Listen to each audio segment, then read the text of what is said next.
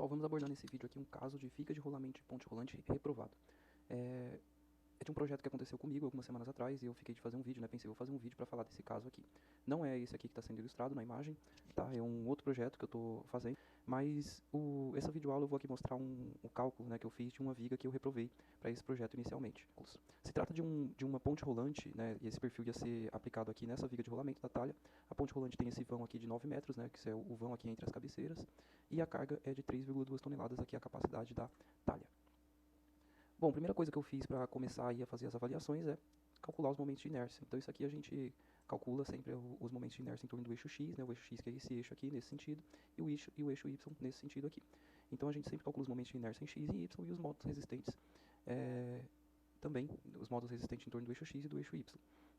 Tá? Esse vídeo aqui é um vídeo mais rápido, que eu quero abordar somente esse assunto, então não vou falar de cálculo de momento de inércia nem de módulo resistente, mas a gente tem aí algumas aulas no canal que aborda mais o cálculo de viga e fala um pouco disso aqui, então eu vou deixar aí na descrição do vídeo, você dá uma olhadinha aí na descrição que eu vou deixar aí as videoaulas para você clicar e ser encaminhado para elas se você desejar. Além disso, a gente tem ainda, vou deixar aí também na descrição do vídeo, que essas videoaulas são muito legais porque você vai aprender tudo sobre o cálculo de vigas conforme NBR 8800, que é o método mais seguro e mais completo que eu sempre utilizo para fazer qualquer dimensionamento de perfil. Mas vamos lá. Nesse caso aqui, era uma análise rápida ali de escritório, né? Você estava tocando um projeto e aí, né, falando de outros assuntos e de repente você tem que avaliar isso aqui rapidinho. Primeira coisa que a gente tem que fazer na hora de avaliar uma viga de rolamento é colher qual que é o momento fletor máximo, depois a força cortante máxima. E nesses dois casos aqui, o primeiro caso, o momento fletor máximo, você vai obter quando a carga estiver bem no centro do perfil. Quando a carga estiver aqui no centro, é quando você vai conseguir o momento fletor máximo. Então, o momento fletor, né, para a gente fazer uma revisão aqui de vigas rotuladas, o momento fletor na ponta lá, onde está o apoio é zero, e no meio, quando a carga está aqui no meio, ele é máximo. Tá?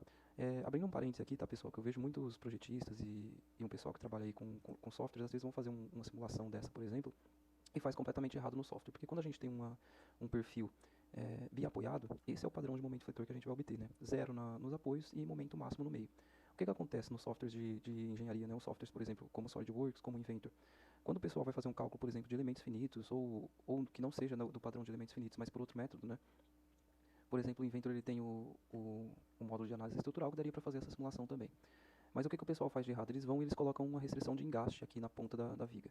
E o que isso acontece? Quando você coloca a carga no meio e faz o cálculo no software, você vai colher os resultados de um cálculo onde o momento fletor aqui no apoio é existente, ou seja, você tem um momento fletor aqui no apoio e tem momento fletor no meio também, só que o pico aqui de momento fletor no meio vai ser menor do que se você considerasse isso aqui uma viga biapoiada. E na prática, ela é uma viga biapoiada e não biengastada, como se torna quando o pessoal faz essa simulação errada, tá?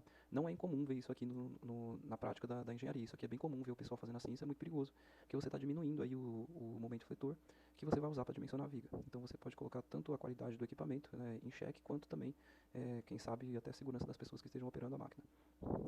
Sendo aí possível você fazer um subdimensionamento nesse perfil.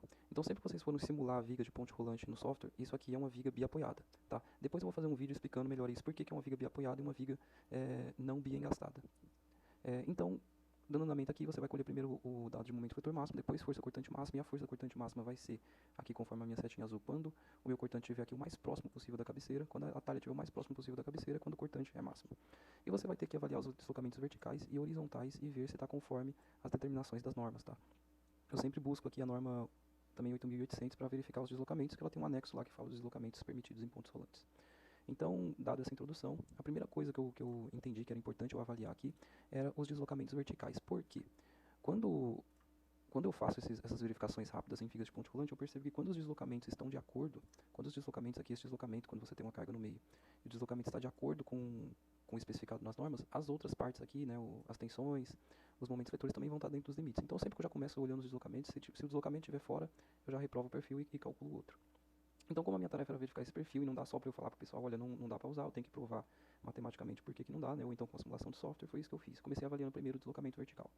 Então, quando a gente tem uma carga aqui no meio, né? Esse deslocamento o deslocamento vertical vai ser maior quando a carga estiver no meio, porque o momento fletor é o maior. Então, quando a gente tem aqui uma viga biapoiada com a carga no centro, o deslocamento vertical a gente calcula por essa expressão aqui, que é força vezes o vão, tá? No caso aqui do nosso ponte rolante, o vão ao cubo dividido por 48 EI. Vocês já estão acostumados com certeza o que é o EI. O E é o meu módulo de elasticidade e o I é o meu momento de inércia em torno do eixo que eu estou avaliando. E tem a outra parte aqui dessa expressão que se refere a um perfil também biapoiado, só que com carga distribuída ao longo do seu comprimento. Por que então eu estou calculando aqui uma carga distribuída? Por causa do peso próprio do perfil. Então, se vocês calcularem a área desse perfil e pegarem o peso do aço, vocês vão ver que a densidade do aço, vocês vão ver que ele pesa 66 kg por metro, tá? Eu levantei esse dado aqui de peso para poder fazer aí o cálculo de peso próprio, considerando aí também no momento fletor e nos deslocamentos. Então, esse perfil ele pesa 66 kg por metro, então ele tem essa carga distribuída aqui em cima dessa viga. E a carga que essa viga vai estar exposta é 3,2 toneladas, que é a carga que a talha pode içar. Como era uma verificação rápida que eu ia fazer ali rapidinho ali na minha mesa, eu já joguei logo 15% a mais, tá? Que é um fator de içamento. Eu não sei se vocês já viram, por exemplo, no lugar que vocês trabalham uma carga sendo içada por uma ponte rolante ou coisa parecida, quando ela é içada, vocês percebem que dá ali às vezes um tranco, um solavanco ali na máquina, né? Isso acontece porque quando a gente vai içar uma carga, momentaneamente ela vai ter um peso maior, porque a aceleração que a gente vai impor sobre essa carga vai colocar uma carga maior nos equipamentos que estão suspendendo ela, né? E no caso içando. Eu também já joguei aqui 5% a mais, porque eu não sabia qual era o peso da talha, o peso próprio dela. Então eu joguei 5% a mais para cobrir esse peso da talha nessa verificação rápida que eu tinha que fazer. Cheguei num valor de 3,864 toneladas, que dá 38,64 kN. Tá? Eu sempre gosto de trabalhar aqui com vigas com kilonewton de força e centímetro em unidade de comprimento, e é claro, centímetro cúbico para modo de resistência, centímetro a quarta para momento de inércia.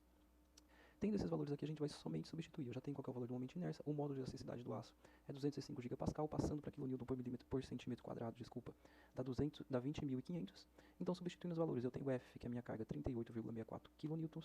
O vão é 9.000 milímetros, 9 metros, que dá 900 centímetros ao cubo, tá? 900 centímetros elevado ao cubo, porque é da fórmula matemática. Dividido por 48 vezes o EI, que é 20.500 kN por centímetro quadrado, vezes 9.258 centímetros a quarta, é o meu momento de inércia. E aqui a outra parte aqui da fórmula eu tenho 5, que é da forma o peso próprio, quando eu converto ele para kN por centímetro. O vão de novo, que é o L elevado à quarta, para essa expressão aqui da carga distribuída, dividido por 384 EI de novo. Então, essa parte da equação que está em vermelho, eu cheguei num deslocamento vertical de 3,09 centímetros e a parte aqui verdinha de 0,297 centímetros. Somando, tá? O deslocamento total vai ser a soma, dá 3,387 centímetros. Quando eu converto isso para milímetros, dá 34 milímetros aqui arredondando. Então, tendo esse dado aqui de deslocamento, eu fui até a norma, né? E a norma diz que o deslocamento vertical para pontos rolantes com capacidade nominal inferior a 200 kN, que é o equivalente a uma ponte rolante de 20 toneladas. Então, se é menor, o deslocamento vertical máximo tem que ser L dividido por 600, ou seja, o vão é o vão aqui que tem entre essa cabeceira e outra dividido por 600. Quando eu divido 9.000, que é esse vão, por 600 dá 15 milímetros, ou seja, o deslocamento vertical máximo que esse perfil pode ter quando essa carga estiver sendo içada é de 15 milímetros, tá? 15 milímetros, e não 34, conforme nós calculamos que essa viga vai ser exposta quando içar essa carga. Então, como a diferença estava muito grande, se tivesse dado uns 16 milímetros, né, então às vezes a gente faz uma avaliação melhor das cargas, dos carregamentos, da frequência, né, que essa carga máxima vai ser içada, e às vezes até a prova. Mas com um deslocamento mais que o dobro do permitido, é óbvio que eu reprovei, né, eu nem cheguei a avaliar as outras propriedades, né, como qual que é a tensão que isso aqui vai estar exposta. Também não cheguei a avaliar também o deslocamento horizontal, que tem que avaliar também quando eu vi esse deslocamento vertical, que eu já reprovei esse perfil. Então, para esse vídeo não ficar muito longo, eu vou trazer aqui em outro vídeo qual que foi o perfil que eu calculei e verifiquei tudo dele para selecionar e dizer que era esse o perfil que a gente tinha que usar para o projeto.